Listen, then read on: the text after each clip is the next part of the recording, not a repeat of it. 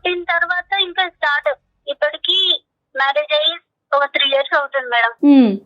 2 years నుంచి ఇంకా ఇంతే నాకు టార్చర్. ఏం మాట్లాడారు, బాగా చూసుకోరా అనంటే బాగానే చూసుకుంటారు.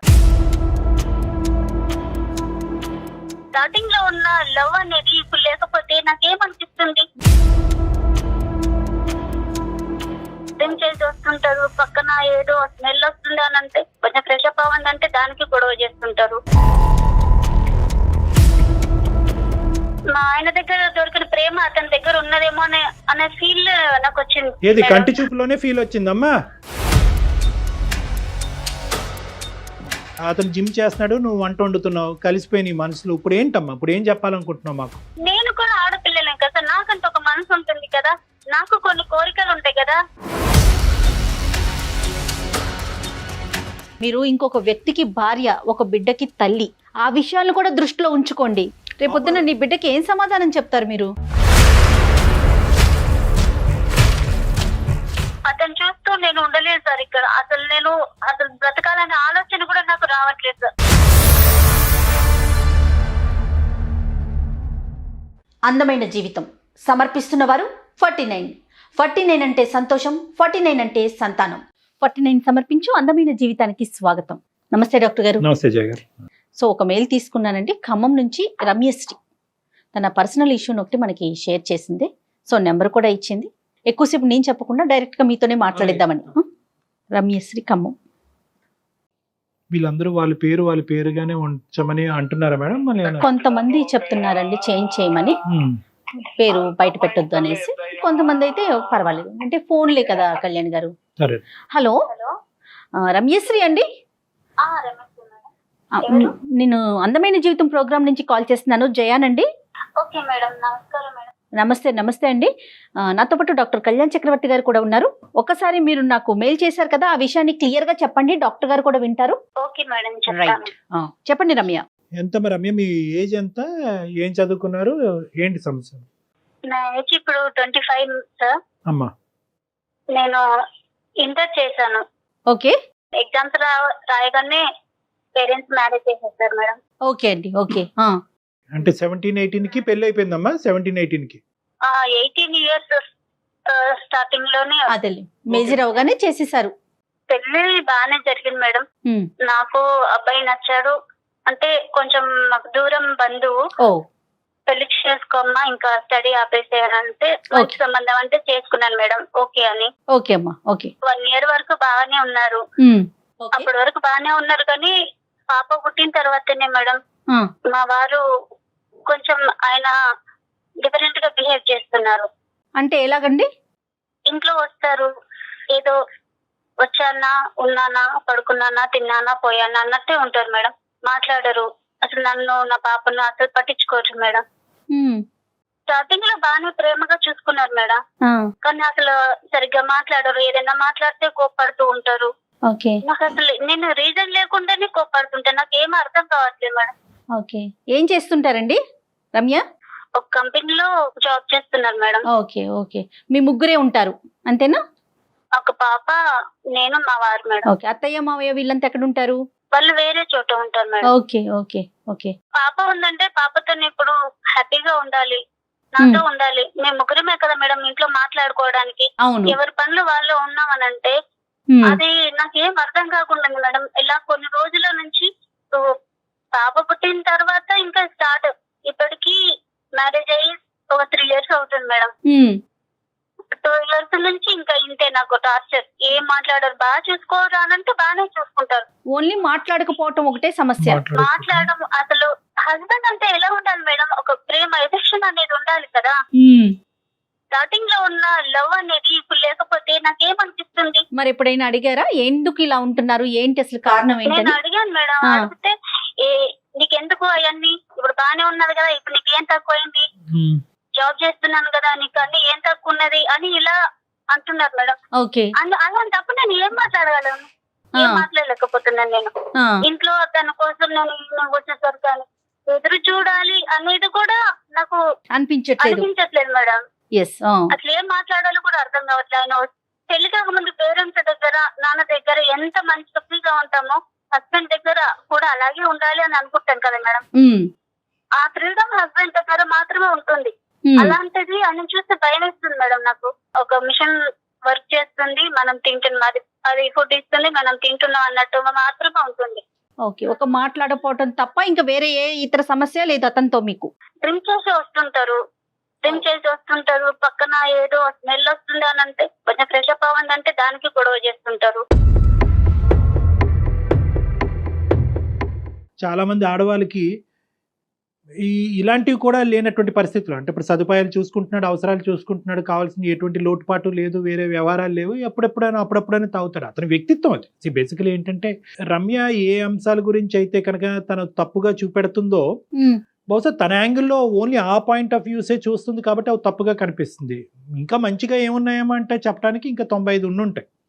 పట్టించుకుంటాడు. ఇది తన ప్రాబ్లం ఏంటంటే తక్కువగా మాట్లాడతాడు, మాట్లాడినప్పుడు మాత్రం బిగ్గరగా మాట్లాడతాడు, వస్తున్నప్పుడు నాకు భయం వేస్తుంది. వ్యక్తిత్వ లోపమా, కమ్యూనికేషన్ ప్రాబ్లమా? అంటే వ్యక్తిత్వ లోపం ఉంటే కనుక ప్రతి మ్యారేజ్ లో చాలా పెద్ద సమస్య, అది తిరిగి రాలేనటువంటిది, తీర్చలేనటువంటిది. ఇక్కడ communication difficulty can always be rectified. 95% marital disputes, marriage భార్యాభర్తలకు సంబంధించిన డిస్ప్యూట్స్ లో ఏదో పెద్ద పెద్ద వ్యవహారాలు ఏముండవా, బేసిక్ కమ్యూనికేషన్ డిఫికల్టీ ఉంటుంది. అతను మాట్లాడకపోయినా కూడా అతని లోపల ఉన్న భావాన్ని ఏంటి అన్నది మీకు అర్థం చేసుకోవటం కష్టము. ప్రెడిక్షన్ లేదు. అంటే ఇప్పుడు అరుస్తాడా, ఇప్పుడు మెత్తగా ఉంటాడా, మాట్లాడతాడా, నవ్వుతాడా, కోపడతాడా అని ప్రెడిక్షన్ లేదు. ఈ రెండే అంశాలు మీకు. అయితే మీ ఇద్దరి మధ్యన ఉండే కమ్యూనికేషన్ డిఫికల్టీ ఇలా ఉంది అనేది పెద్దవాళ్ళతో ఎప్పుడన్నా మాట్లాడారా? అమ్మ నాన్న ఈ సమస్య వస్తుంది, లేదంటే అత్త మామ ఈ సమస్య వస్తుంది అనే అంశం పెద్దలు ఎప్పుడన్నా జోక్యం చేసుకుని ఈ కమ్యూనికేషన్ డిఫికల్టీని రెక్టిఫై చేసేటటువంటి ప్రయత్నం చేశారా? మాట్లాడాను సార్, ఒకసారి మా పేరెంట్స్ తో మాట్లాడాను. మగవాళ్ళు ఉన్నప్పుడు అలాగే ఉంటదమ్మా, బాధ్యతలు పెరుగుతాయి కదా, సర్దుకుపోవాలి. సమాజానికి కనిపించదు. 4 గోళ్ల మధ్యన రమ్య లాంటి ఆడవాళ్ళకే కనిపిస్తుంది కానీ బయట ప్రపంచానికి కనిపించదు. ఇప్పుడు మేము మాట్లాడే అవకాశం దాకా వచ్చిందంటే ఏంటి మీరు ఏమి ఎక్స్పెక్ట్ చేస్తున్నారు? అంటే ఈ మధ్య నేను కొన్ని రోజులుగా ఒక అబ్బాయిని ఇష్టపడుతున్నాను మేడం.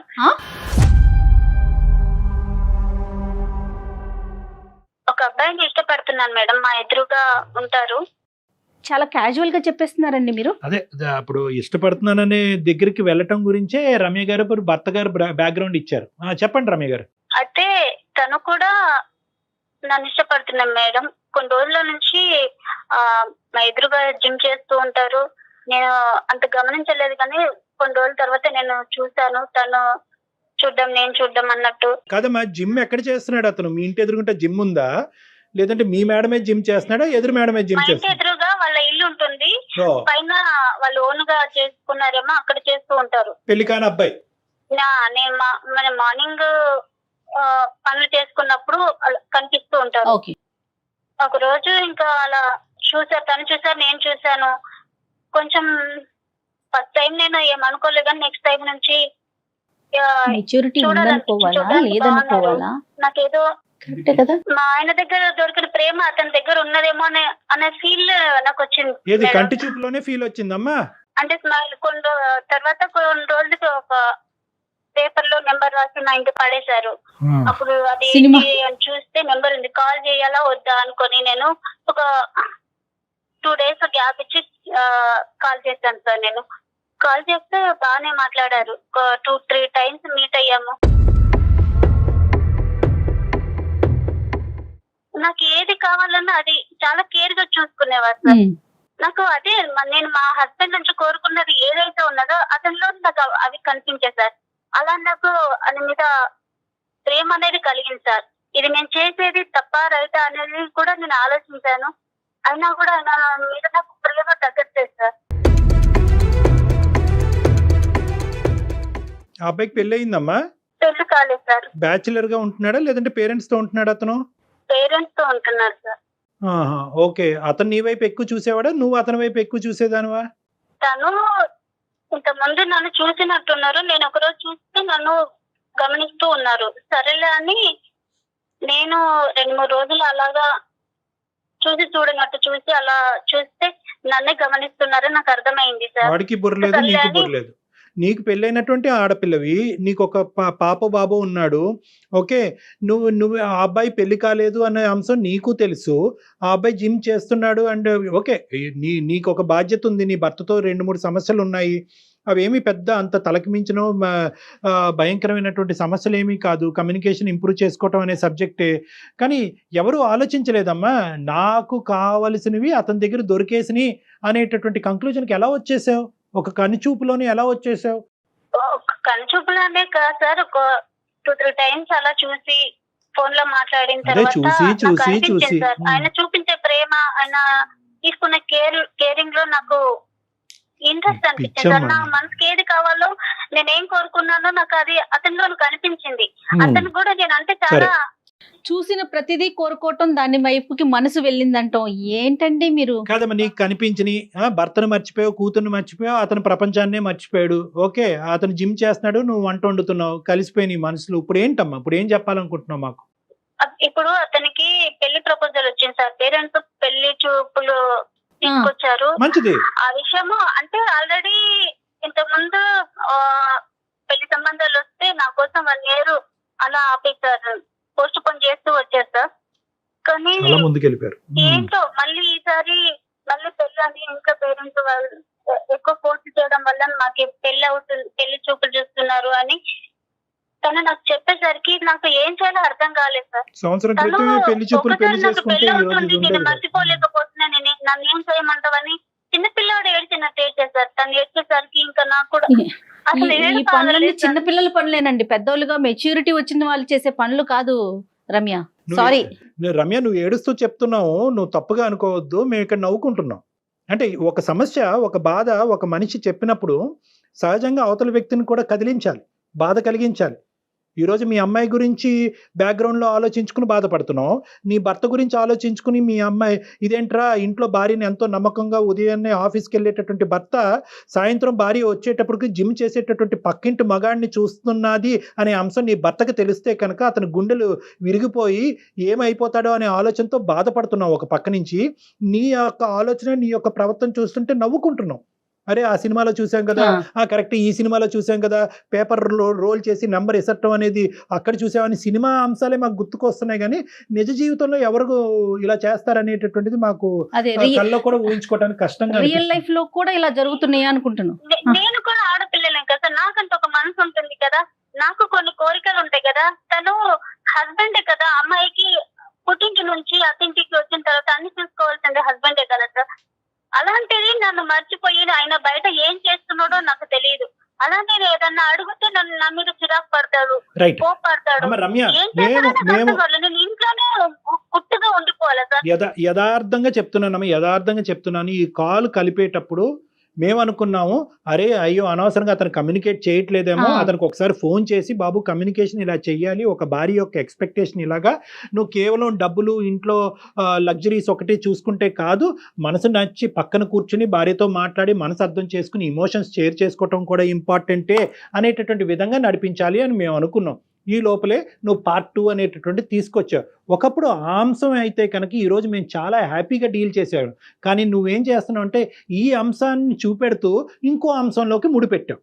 ఆటోమేటిక్గా అక్కడ ఏమైంది, ఇప్పుడు నీ బాధని ఎలా వే చేయాలి అన్నది మాకు అర్థం కావట్లేదు. అరే అవును, ఈ అమ్మాయి చాలా ఇబ్బంది పడింది, కరెక్టే అని అనుకోవాలా, లేదంటే పక్కింట్లో సుఖాన్ని చూస్తూ భర్తని చేదుగా అనిపిస్తున్నాడు అన్నది చూడాలా? అంటే ఇక్కడ ఎలా చూడాలి అనేది మాకు ఇప్పుడు వితౌట్ ది సెకండ్ ఆస్పెక్ట్ నీ మీద మాకు పూర్తిగా గౌరవం ఉంది, జాలి ఉంది, సమస్యకు పరిష్కారం చూపెట్టాలి అనే ఆలోచన కూడా మాకుంది.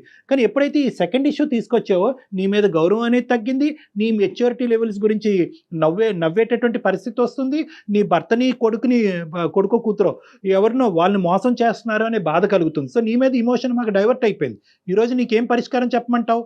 ఆ అబ్బాయి యొక్క పెళ్లి బలవంతంగా ఇప్పటి వరకు పెళ్లిళ్ళు వస్తుంటే, సంబంధాలు వస్తుంటే పక్కకు తోసేసి ఏదో పెద్ద దేశాన్ని ఉద్ధరించేటటువంటి గొప్ప వ్యక్తిలాగా నువ్వు చెప్తున్నావు. ఆ అబ్బాయి పెళ్లి సంబంధం అప్పుడు వచ్చి ఉంటే కనుక ఈరోజు మాకు కూడా ఈ దరిద్రం వినవలసినటువంటి బాధ తప్పు ఉండేది. సారీ అమ్మ, నేను ఈ దరిద్రమే అంటాను. ఇది కేవలం నువ్వు ఎంచుకుని ఇంట్లోకి తీసుకొచ్చినటువంటి ఒక దరిద్రం. నిజంగా ఈరోజు ఏదైతే నువ్వు అతను నడిపించేటటువంటి కథ ఉందో, ధైర్యం ఉంటే కనుక మీ భర్త ఎదుర్కొంటే నడిపించమ్మా. భర్తని ముసుగులో పెట్టే కదా ఇదంతా చేస్తున్నారు.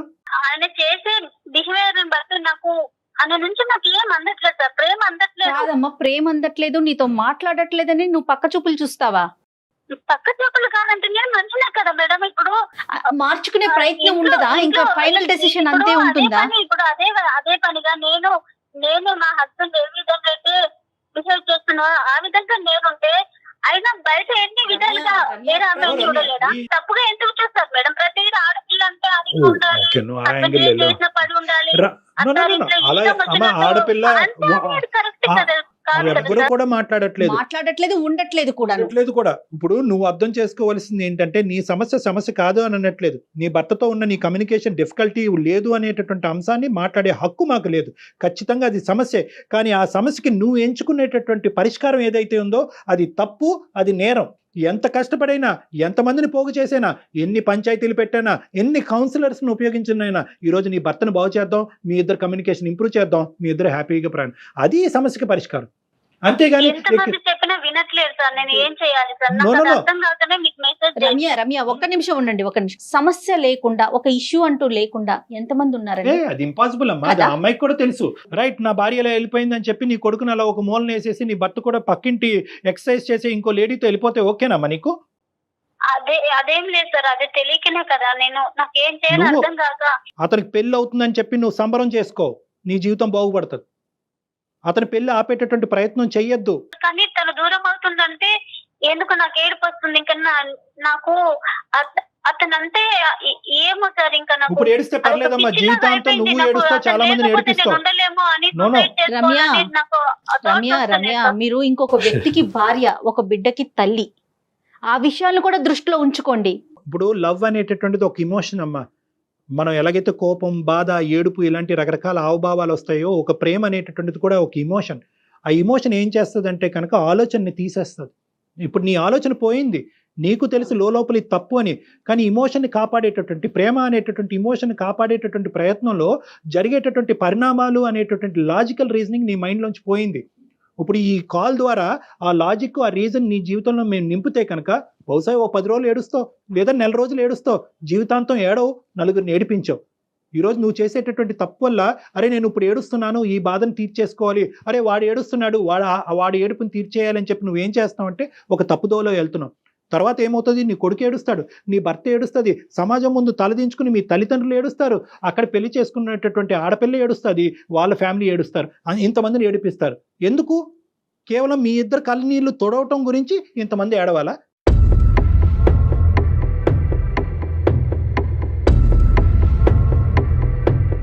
సో ఇది కరెక్ట్ కాదమ్మా. ఇక్కడ లాజిక్ కావాలి, ఇమోషన్ కాదు. ప్రేమ అని ఇమోషన్ తాత్కాలికంగా పక్కన పెట్టండి. దీన్ని ప్రేమ అంటారా? నేనైతే అన్ను, దీన్ని ఆకర్షణ అంటాను.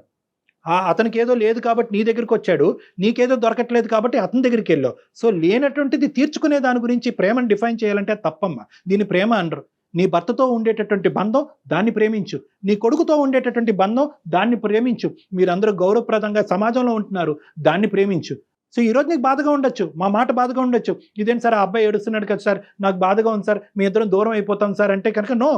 ఎంతైనా బాధపడండి, 100 రాత్రులన్నా నిద్రపోకుండా ఉండండి, ఎంతైనా ఏడవండి, కానీ ఈ తప్పు మాత్రం చేయొద్దు. నీతో పాటు చాలా కుటుంబాలను కాపాడినటువంటి పుణ్యం మాకు దక్కుతుంది కాబట్టి థ్యాంక్ యూ. అతను చూస్తూ నేను ఉండలేదు సార్ ఇక్కడ. అసలు బ్రతకాలనే ఆలోచన కూడా నాకు రావట్లేదు సార్. తను ఎక్కడ దూరం అయిపోతాడో, నాకు ఎవరు ప్రేమ పంచుతారు, నాకు ఇంత కేరింగ్ ఎవరు చూసుకుంటారు అనేది కూడా నాకు అసలు అర్థం కాకుండా ఉంది సార్. ఇంకా కూడా చాలా సీక్రెట్ గా నడిపిస్తున్నటువంటి కథ రమ్య, చాలా సీక్రెట్ గా కనిపిస్తున్న కథ కాబట్టి ఈ ప్రేమను మీరు ఆనందిస్తున్నారు, అతను ఆనందిస్తున్నారు. This is a secret love. ఇది ఒక బ్యాడ్ లవ్, ఒక సీక్రెట్ లవ్. ఇది ఎప్పుడైతే బట్టబయలు అవుతుందో, ఎప్పుడైతే సమాజానికి తెలుస్తుందో, ఎప్పుడైతే అబ్బాయి తల్లిదండ్రులకి నీ భర్తకి తెలుస్తుందో, అప్పుడు అసలు సిసలైనటువంటిది ఉంటుంది. ఇద్దరు రోడ్డు మీద పడతారు. రేపొద్దున నీ బిడ్డకి ఏం సమాధానం చెప్తారు మీరు? నాకు రావట్లేదు, నా భర్త నుంచి ప్రేమ రావట్లేదు, నాకు దొరకట్లేదు, నేను ఆనందపడట్లేదు, ఆ పక్కింటి ఆంటీ ఇలా ఉంది, ఈ పక్కింటి వీళ్ళు ఇలా ఉన్నారు, వాళ్ళందరినీ ఊహించుకుని ఏంటంటే ఒక డిప్రెషన్లోకి వెళ్తారు. సడన్గా ఈ డిప్రెషన్ అనేటటువంటి బాధ ఎవరికి ఆనందంగా ఉండదు. ఇందులోంచి బయటపడాలి, వెంటనే బయటకు రావాలి అంటే భర్తకు చెప్పుకుంటే భర్త మాట వెండు. ఇలాంటి వాళ్ళని మాట వినేటటువంటి ఏకైక వ్యక్తి ఎవరంటే కనుక ఈ జిమ్ బాడీ లాంటి వీళ్ళు ఏం చేస్తారు, వీళ్ళు పని పాట అట్రాక్ట్ చేస్తారు. ఆ అబ్బాయి అసలు ఎంత ధైర్యం అండి, ఒక పెళ్ళైనటువంటి ఆడపిల్లని ఇక్కడ పెట్టుకుని పెళ్ళని కానీ అతనికి వాళ్ళు అట్రాక్ట్ చేస్తారు. వాళ్ళు ఏం చేస్తారు, వాళ్ళు ఏమీ చేయరు, కేవలం ఈ అమ్మాయి కథ చెప్తుంటుంటే వింటూ ఉంటారు. ఈ అమ్మాయి జీవితంలో ఎవ్వరు విన్నటువంటి ఏకైక వ్యక్తి ఈ మహానుభావుడు. ఈ కథ వినేటప్పటికి ఇదేంటి ఇంత వింటున్నాడు, ఇన్ని సంవత్సరాలు పెళ్ళైనా కూడా నా భర్త 10 నిమిషాలు కూడా నా పక్కన కూర్చాడు, ఇతనేంటి గంటల తరబడి అన్ని పనులు వదులుకుని నా మాట వింటున్నాడు అని చెప్పి అక్కడ కనెక్ట్ అవుతూ ఉంటారు. సో ఇదంతా కూడా ఏంటంటే ఒక సూపర్ఫిషియల్గా ఒక ఇమోషన్తో కూడినటువంటి ఒక అట్రాక్షన్ మాత్రం, ఇది బంధం కాదు, బంధం అని వాళ్ళు అనుకుంటారు. సో ఇక్కడైతే మాత్రం కఠినమైనటువంటి నిర్ణయాలు ఇప్పుడు తీసుకుంటే రానున్న జీవితంలో ఇప్పటికీ ఎవరికి తెలియదు. ఈ గుట్టు అనేటటువంటిది కేవలం మనకి, నాకు, జయాకి, నీకు మధ్యనే ఉంది కాబట్టి ఇక్కడతో ఇది ముగిస్తే మంచిది. కఠినమైనటువంటి నిర్ణయం కాదనట్లేదు, ఏడుపు వస్తుంది, నిద్ర పట్టదు, ఇందాక నేను చెప్పినటువంటి లక్షణాలు అన్నీ వస్తుంది. కానీ ఈ బాధకి, ఇప్పుడు పడేటటువంటి ఈ తాత్కాలికమైనటువంటి బాధకి అది దీర్ఘకాలికమైనటువంటి పరిష్కార మార్గం కింద నువ్వు ఎత్తుక్కుంటే నీ అంత పిచ్చిది ఎవరు లేరు. చాలా ఇమోషనల్గా చెప్తున్నాను, ఎందుకంటే నువ్వు తప్పు చేస్తావు ఇంకా ఇప్పటికీ ఎవరికి తెలియదు కాబట్టి నిన్ను ఆపేటటువంటి ప్రయత్నం మేము చేయాలి కాబట్టి నేను ఇంత ఇమోషనల్గా మాట్లాడుతున్నాను. సో దీర్ఘకాలికమైనటువంటి సంతోషం నీ జీవితంలో కావాలి అంటే ఇప్పటికైనా నీ తప్పు ఏంటి అన్నది అర్థం చేసుకో. నీ భర్తతో తప్పేనమ్మా, తప్పే, నువ్వు 100 సార్లు తప్పు కాదను. నువ్వేం చచ్చిపోక్కర్లేదమ్మా, ఎందుకు చచ్చిపోవాలమ్మా? బిడ్డ ఏమవుతాడు, ఈ గుట్టు రట్టు అయితే కనుక నీ భర్త కూడా చచ్చిపోవాలి. అలా అయితే కనుక అతను ఈ రోజే చచ్చిపోవాలి నీ భర్త. సో ఈ చావు అనేటటువంటి దీని పరిష్కారం కాదు. నువ్వు తప్పులో ఉన్నావు, చిన్నపిల్లవి, తెలియదు, ఇమ్మెచ్యూరిటీ, ఇమోషను, డిప్రెషను, ఇలాంటి రకరకాల కారణాల వల్ల నువ్వు ఈరోజు నిర్ణయం తీసుకున్నావు కాబట్టి ఒక్కసారి నా మాట విను. నీకు తెలియకుండా మాట్లాడుతున్నావు, అమాయకత్వంతో మాట్లాడుతున్నావు. ఈరోజు ఇంకా నువ్వేమీ చూడలేదు, ఈ బాధ పోయింది. ఈ బాధ అనేది నువ్వు చూసేటటువంటి యాంగిల్లో చూస్తున్నావు, కానీ నీకు రానున్న రోజుల్లో వచ్చే బాధలు మేము చాలా యాంగిల్స్లో చూస్తున్నాం. ఫ్యూచర్ని తను గెస్ చేయలేకపోతుంది. ఈ పనికిరాని కథని ఇప్పుడు దాకా మాకు ఏదైతే చెప్పావో ఈ పనికిరాని కథని ఇక్కడతో వదిలేసి ఇక్కడ కంచికి తీసుకురా. ఓకే, మళ్ళీ రీకనెక్ట్ అవ్వకూడదు. ఆ అబ్బాయి పెళ్లి చేసుకుంటాడు, రేపొద్దున ఏ ఫేస్బుక్లోనో ఇంకో మెసేజ్లో హాయ్ అమ్మ, హాయ్ బంగారం, హాయ్ తల్లి అని అంటే కనుక నువ్వు మళ్ళీ కనెక్ట్ అయ్యావు అంటే కనుక అప్పుడు చాలా కుటుంబాలు సర్వనాశనం అవుతాయి. కాబట్టి ఈరోజు ఈ కథని ఇక్కడితో ముగించు. అన్ని ఫార్మ్స్ ఆఫ్ కాంటాక్ట్స్ బ్లాక్ చేసుకోండి. అతనెవడో నువ్వెవడో అన్నట్టు ఉండండి. ఇప్పటికే కాదు, చచ్చేంత వరకు అలాగే ఉండాలి. నీ భర్తతో ఈ కమ్యూనికేషన్ పెంపొందించి ఇంప్రూవ్ చేసి మీ ఇద్దరి మధ్యన ప్రేమ ఆప్యాయతలు పంచేటటువంటి విధంగా ఆ బాధ్యతను మేము తీసుకుంటాం. ఆయనతో మాట్లాడే ప్రయత్నం మీరు చేస్తారని నేను నెంబర్ తీసుకొని మీతో మాట్లాడిస్తాను. తప్పకుండా. అంటే ఈ అమ్మాయి భాష అర్థమైందో లేదో అమ్మాయికి. రమ్య, మీకు అర్థమవుతోందమ్మా? అర్థమవుతుంది మేడం. డాక్టర్ గారు మీ హస్బెండ్ తో మాట్లాడతారు, ఒకసారి కాదు 2 సార్లు కాదు, తనలో మార్పు వచ్చే వరకు మాట్లాడతారు. తనలో మార్పు వస్తే నేను సంతోషంగా ఉంటాను మేడం. కానీ ఇప్పుడు తన అబ్బాయి పెళ్లి అవుతుందంటేనే నేను చూడలేకపోతాను. ఇక్కడ ఉండాలంటే పెళ్లి అయితేనే నువ్వు సంతోషంగా ఉంటావమ్మా. రమ్య, నీకు ఆ పాయింట్ అర్థం కావట్లేదు. ఇప్పటి వరకు డాక్టర్ గారు చెప్పింది అదే. ఆ అబ్బాయికి పెళ్లి అవటం అనేటటువంటిది చూస్తూ మాకు ఇంటి ఎదురుగానే కాబట్టి నేను తనను చూస్తూ ఉండలేదు మేడం. అక్కడి నుంచి వెళ్ళిపోండి, వెకేట్ చేసేయండి. ఇల్లు ఖాళీ చేసే తెగించే జీవితానికి మించినటువంటిది ఏం లేదు. ఇక్కడ ఇంట్లో సదుపాయాలు లేవు, బాలేదు, వెంటిలేషన్ బాలేదు, బాత్రూమ్స్ బాలేదు, ఏదో అని చెప్పి మీ ఆయన చేతి ఇల్లు ఖాళీ చేసి వెళ్ళిపోండి అక్కడి నుంచి. చక్క ఇంటర్మీడియటే చదువుకున్నారు, ఇంకేదైనా చదువుకోవడానికి అవకాశం ఉంటే చదువుకోండి, లేకపోతే ఏదైనా నేర్చుకునే ప్రయత్నం చేయి రమ్య. ఈ సబ్జెక్ట్ ఇక్కడతో మర్చిపోవాలి. ఈ సంఘటన ఇప్పటి వరకు జరిగిందనే ఆలోచన తీసేసేయండి. మీ బాధ్యత ఏంటి అన్నది గుర్తు తెచ్చుకోండి. ఇప్పుడు నువ్వు చేసే పని ఇప్పటికైనా తప్పు అని అంటావా అనవా అమ్మా? నువ్వు తప్పు అని అంటేనే తప్పు అని తెలుసు సార్, కానీ నేను చేస్తుంది తప్పు అని తెలిసినా కూడా నేను అతని మీద నాకు బయటికి రాలేకపోతున్నాను. నాకు అర్థం కావట్లేదు. అమ్మ, నువ్వు తప్పు అని రియలైజ్ అవటం అనేటటువంటిది రియాలిటీ. నువ్వు స్లోగా రియాలిటీలోకి వచ్చేసాయి, అతని జ్ఞాపకాలు తీసేసాయి. ఓకే సార్, మా ఆయన మారి నాతో ఉంటే నాకు ఏది అవసరం లేదు సార్. తప్పకుండా ఉంటారమ్మా. డాక్టర్ గారితో మనం మాట్లాడిద్దాం. నువ్వైతే మాత్రం స్ట్రాంగ్ గా ఉండు. ఒకసారి మనం అయిపోయిన తర్వాత మీ హస్బెండ్ నెంబర్ ఫార్వర్డ్ చెయ్యి, ఆయనతో ఒకసారి డాక్టర్ గారితో మాట్లాడిద్దాం. Be strong. Okay okay madam. Right. Okay అమ్మా, ఆల్ ద బెస్ట్ అమ్మా. రమ్య, ఓకే సార్, నీకు నీ జీవితంలో మంచి జరగాలి, మళ్ళీ తప్పులు జరగకూడదు, నీ వల్ల నీ పేరు చెప్పుకుంటూ సమాజంలో మీ తల్లిదండ్రులు అందరూ తలదించుకునే పరిస్థితి రాకూడదనే ఉద్దేశంతోనే నేను బిగ్గరగా, గట్టిగా, ఇమోషనల్గా చెప్పడం జరిగింది. నా మాటను తప్పుగా తీసుకోవద్దు. నా మాటలో ఉండేటటువంటి మెసేజ్ని మాత్రమే తీసుకోమ్మా. ఓకేనా?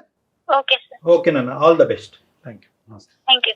కళ్యాణ్ గారు, ఈ అమ్మాయికి పెళ్ళయింది, ఒక పాప ఉంది, పాపో బాబో సంథింగ్. అయినా కూడా ఇంకొకరి మీద మనసు పడటం, అతనికి పెళ్ళి అయిపోతుందని నాకు బాధగా ఉంది, నేను తట్టుకోలేకపోతున్నాను అనటం. ఇలాంటప్పుడు ఈ సిచ్యువేషన్లో ఏం చేస్తారంటే సాడ్ సాంగ్స్ వినటం, సాడ్ మూమెంట్స్ని చూడటం, అవి మాకే జరిగినాయి అని ఇంప్లిమెంట్ చేసుకోవటం, ఇలాంటివి కూడా చేస్తూ ఉంటారు కదండి. మనసు నిజంగా ఇలా పరిపరి విధాలు ఆలోచిస్తూ ఉంటుందా? ఆ కుదురుని ఇవ్వదంటారా? అంటే ఇక్కడ ఏంటంటేనమ్మా, మనసు వేరో ఆలోచన వేరు, మా బ్రెయిన్ వేరు, మైండ్. మనసు అనేటటువంటిది ఇమోషన్ తో కూడినటువంటిది. ఇందాక అమ్మాయికి చెప్పినప్పుడు కూడా నేను ఏమన్నానంటే, నీ మనసు చెప్పేటటువంటి మాటే వింటూ ఉంటే కనుక నువ్వు ఇలా తప్పులు చేసుకుంటూ పోతా ఉంటావు. నీ మైండ్ ఏం చెప్తుంది, నీ బ్రెయిన్ ఏం చెప్తుంది?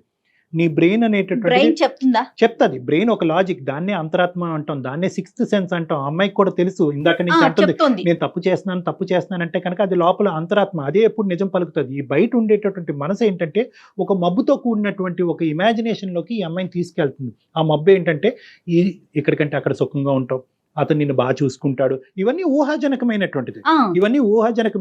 దానివల్ల ఏమవుతుందంటే లోపల ఉండేటటువంటి కాన్షియస్ సిక్స్త్ సెన్స్ అంతరాత్మ లేదు, అక్కడికి వెళ్తే మోసపోతావు, అక్కడికి వెళ్ళిన తర్వాత అందరూ ఇబ్బంది పెడతారు అనేటటువంటి చెప్తూ ఉంటుంది. కానీ ఈ ఆలోచన మీరు ఇందాక అన్నట్టు ఈ మ్యూజిక్ వింటాం, ఈ పాటలు వింటాం, వేరే ప్రేమించేటటువంటి వాళ్ళని చూడటం, వాళ్ళ సంసారాల జీవితాలు బాగున్నాయి అనుకోవటం వల్ల ఏమవుతుందంటే ఈ మత్తు కాస్త ఏంటంటే ఈ సిక్స్త్ సెన్స్ లోంచి వచ్చేటటువంటి ఆలోచనని తొక్కేస్తూ ఉంటుంది. ఈరోజు మీరు నేను ఏం చేసామంటే కనుక ఈ ఇమోషన్ని పైకి తీసేసి ఈ లోపల ఉండేటటువంటి అంతరాత్మ యొక్క మాట ఆ అమ్మాయి వినేటట్టుగా మనం చేసామన్నమాట ఈరోజు. అది వాళ్ళ తల్లిదండ్రులు చేయగలరు, మెచ్యూర్గా ఉండే పీపుల్ ఎవరైనా చేయగలరు, కానీ ఎవరితో కూడా ఈ అమ్మాయి ఈ ఇష్యూని డిస్కస్ చేసే ధైర్యం లేదమ్మా. ఆ అమ్మాయికి తెలిసి తప్పు కాబట్టి ఆ అమ్మాయి చేసే ధైర్యం లేదు. లక్కీగా మనకి ఈమెయిల్ పంపించింది, మనం కాల్ చేసాము, ఆ లోపల ఉండేటటువంటి అంతరాత్మని తట్టి లేపాము, అది బయటకు వచ్చింది, ఇమోషన్ తగ్గింది. ఇక నుంచి ఆ అమ్మాయి నడవలసినటువంటి దారి ఆ అమ్మాయి ఎంచుకోవాలి. ఎల్లకాలం ఎవరో ఒకరు అంతరాత్మని తట్టి లేపలేరు. ఆలోచించే తత్వం వస్తుందేమో అని అనిపిస్తోంది, ఎందుకంటే లాస్ట్ లో తను మాట్లాడిందని బట్టి కొంచెం ఆలోచిస్తోంది. Thank you so much Kalyan ji. నమస్తే అండి. నమస్తే. అందమైన జీవితం సమర్పిస్తున్న వారు 49 అంటే సంతోషం, 49 అంటే సంతానం.